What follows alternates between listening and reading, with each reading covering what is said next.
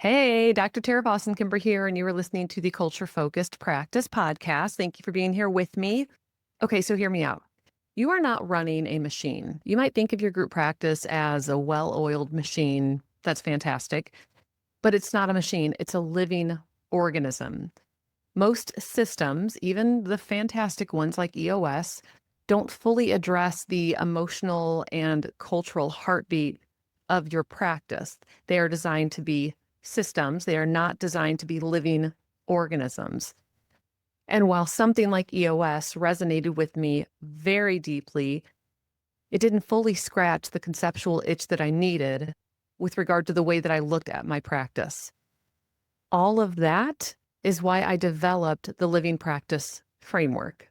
But before we get into that, make sure you subscribe to the podcast so you don't miss any deep dives or new episodes coming out, whether about the living practice framework or about structure or culture or leadership or all the shit that I love that's messy and human and alive. So, plus it makes it easy to binge listen. That said, let me cover an agenda real quick for you. Parameters for the episode. We'll talk about the origin of the living practice framework. We'll get into the 5 main elements of it. We will run through a brief scenario and putting it into practice as agenda item number 3. And then lastly, we will briefly touch on how to start. So how you can take this and implement it on your own. Okay, so let's do this. The origin. I think it is not a secret that I have a high level of adoration for the entrepreneur operating system developed by Gino Wickman.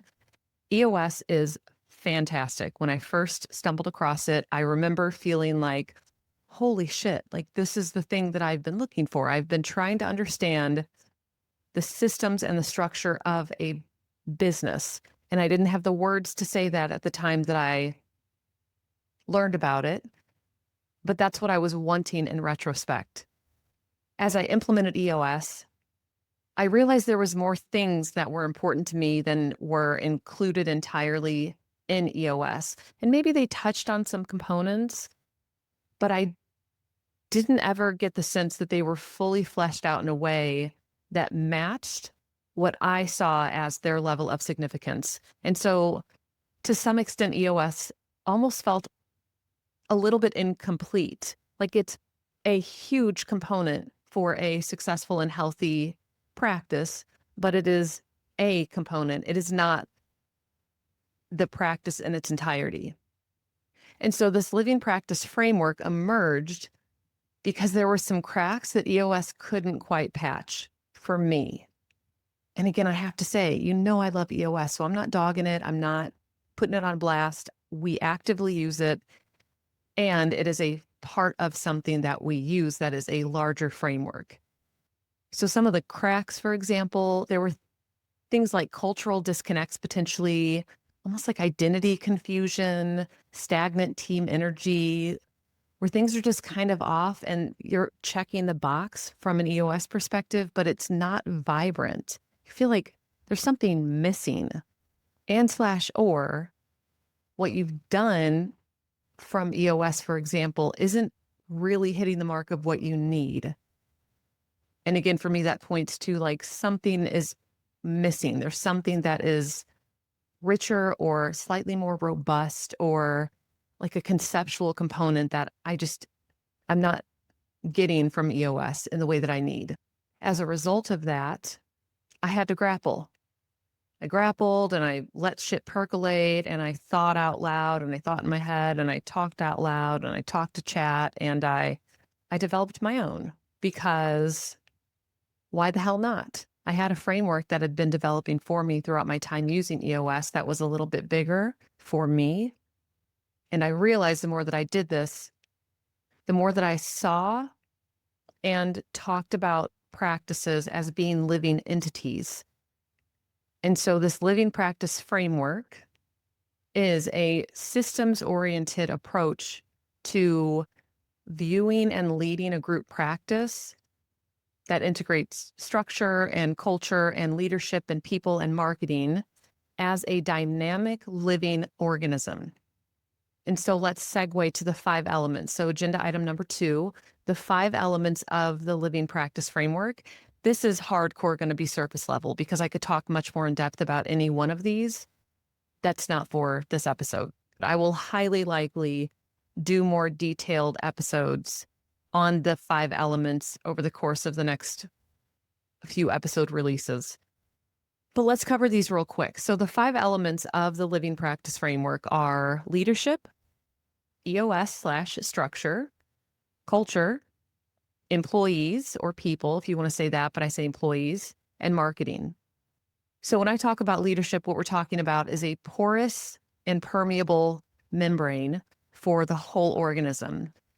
This membrane filters everything coming through, translates it so that it is digestible by the rest of the organism, and also filters messages that are going out.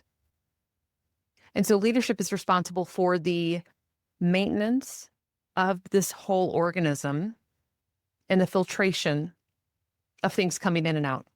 That's leadership. EOS/structure. This is a central pillar. I do not think that any organism will be sustainable without a central pillar or structure of some sort. For us, that is EOS. You can think of it like a spine in another way, but it's a very strong and central component to the whole living organism. It's not everything, but it is wildly important. The third element is culture. Think of this as the foundation. I always think of it as a foundation that the pillar rests on. I don't think you can have culture without structure, and I don't think you can have structure without culture. And realistically, you need both for the entire organism to be healthy. Culture is our foundation, though. It's an ecosystem. It sustains life or it suffocates it. You already know when a culture is unhealthy, the toxicity and the damage that can do, and you know the level of vibrancy that a practice can have when that culture is thriving and healthy. The fourth component is employees. I think of these as like these little energy orbs sort of floating around the entire organism. They bump into things, they react with everything, they shape everything. Employees are not cogs in a wheel. They are these little floating orbs inside the whole organism that go around and touch every single aspect of it. They are crucial for constantly shaping, constantly reacting to. And I would say even that constant bumping into things is a way of testing boundaries consistently, not in a way that's pushy from an employee perspective, but in a way that ensures that the boundary that's set up is solid and strong. So it's a good thing. And then the last element to the living practice framework is marketing. So this is like the energy and the light that radiates from the living organism. It's an outward facing signal. But the reality is that it's only strong as a function of internal alignment. So marketing as an element is reflective of the health of the organism to anybody that interacts with it. I really do think of it like light radiating from a cell, you know? It is that outward facing signal. Too bright and you might blind others and/or that could be a sign that shit's about to explode. Too dull and it doesn't attract anything. And it's a sign that like something inside this is shriveling up, like this isn't a good sign. So those are the 5 elements, very broadly speaking: leadership, EOS/structure, culture, employees, and marketing. Again, this is an overview of the framework, so we'll go into more depth in the future.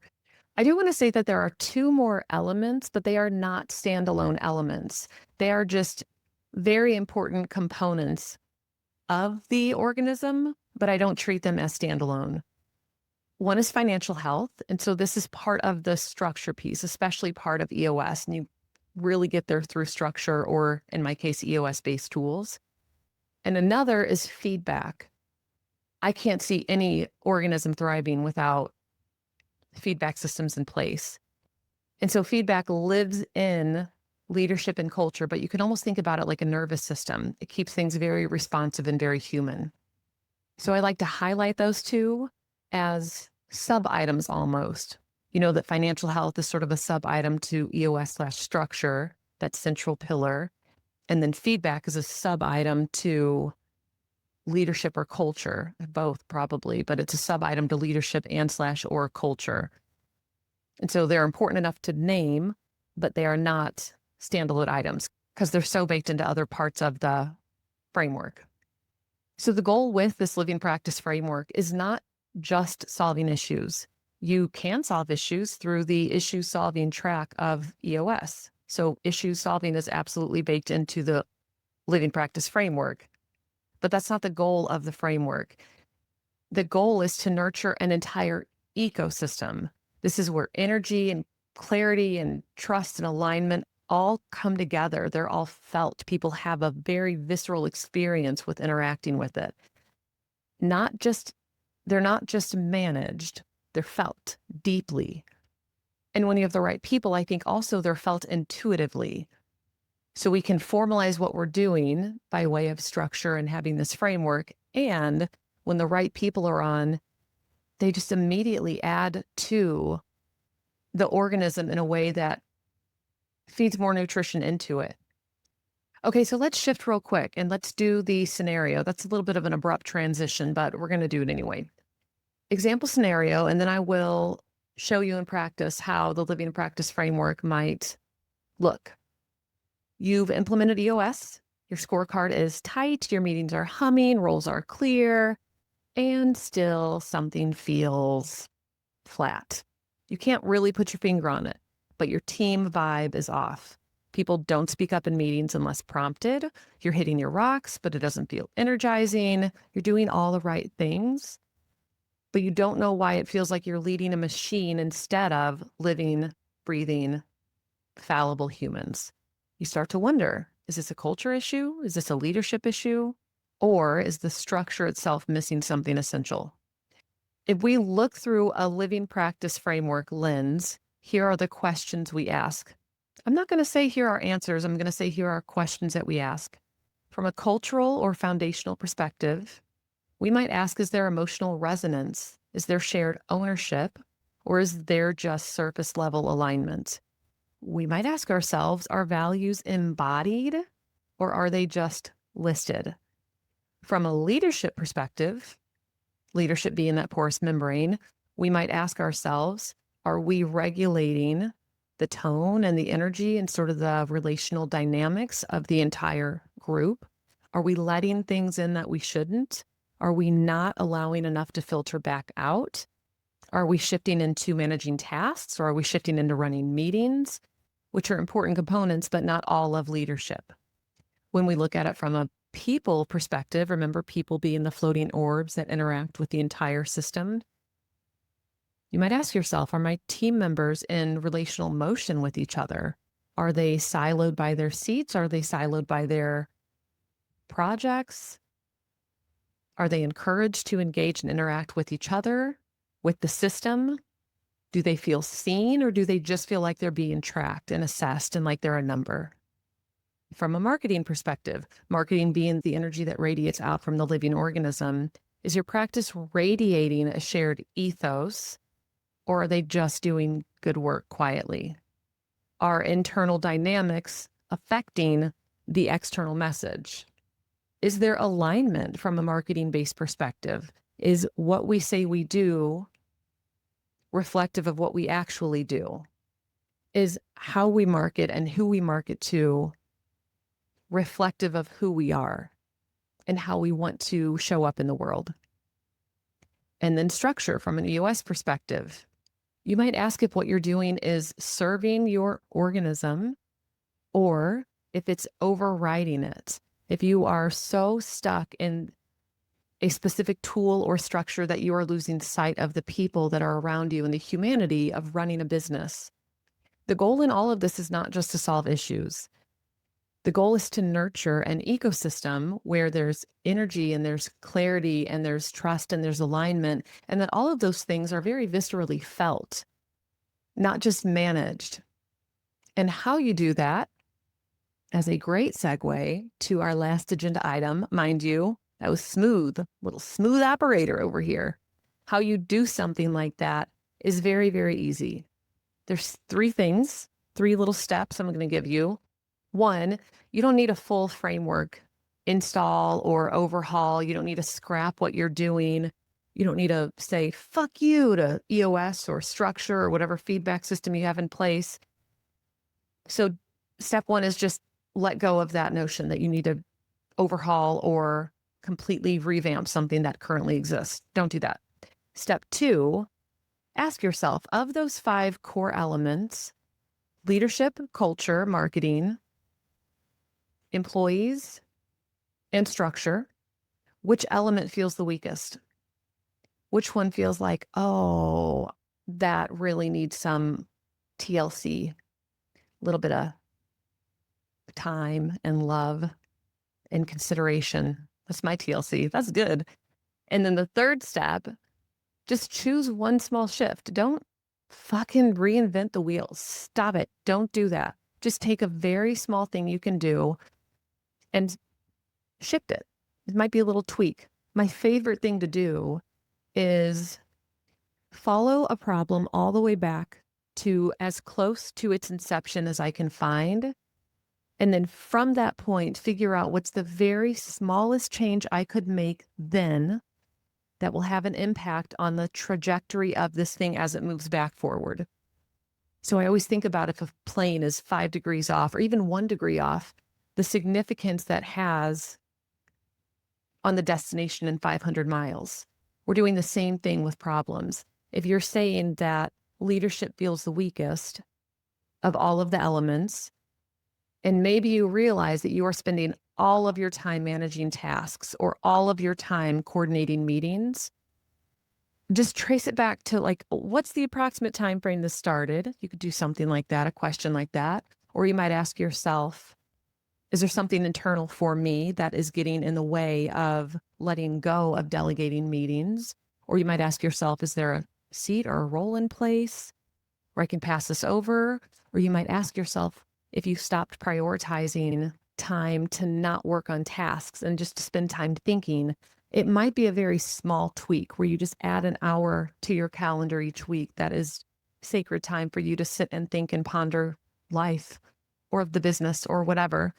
Or you might do something else, like pass over 2 tasks this week, get rid of 2 things that are weighing on you. My point in all of this is that you don't need to overhaul everything. Identify the element that feels the weakest and then choose a very tiny shift within that element to adjust and then go from there. Rinse and repeat. Easy peasy, right? So let me recap this episode then for all my listeners out there, all 2 of you. I'm just laughing at myself. Okay. You know what? But if 2 of you benefit from this, that's enough. 2, 5, 200, 10,000. I don't give a fuck. If you are benefiting, that's what I'm after. Recapping. Your business is not a machine. It is an organism. That's recap number 1. Recap number 2, the Living Practice Framework is a systems thinking approach that allows you to see your group as a living organism. It's comprised of 5 main elements: leadership, structure /EOS for us in particular, culture, employees, and marketing, with 2 subcomponents: financial health and feedback. And the goal of it isn't just to solve issues, it's to nurture your ecosystem, to start to think about it as a living entity and nurture it as such. If you love this as much as I do, which is highly unlikely but possible, join the membership. Inside the Living Practice membership is where we bring this framework and this conceptual paradigm to life. The membership is how we focus on building sustainable living practices. You can join at www.taravosandkimber.com/the-membership. And in there, of course, you're going to find resources and tools, but you're also going to find me twice a month doing a live training and a live Q&A, as well as a variety of recorded trainings and Q&As. And you're going to find a sense of community of group practice owners who are wanting to build practices that really combine business with humanity. That's what this is all about. From my perspective, that's what this is all about. That's all I got for you. Thank you so much for being here with me. I think I say it every time, but I will continue to say it every time. Super appreciate your time. I know how valuable time is. And I'm looking forward to the next one. I'll see you there. Bye.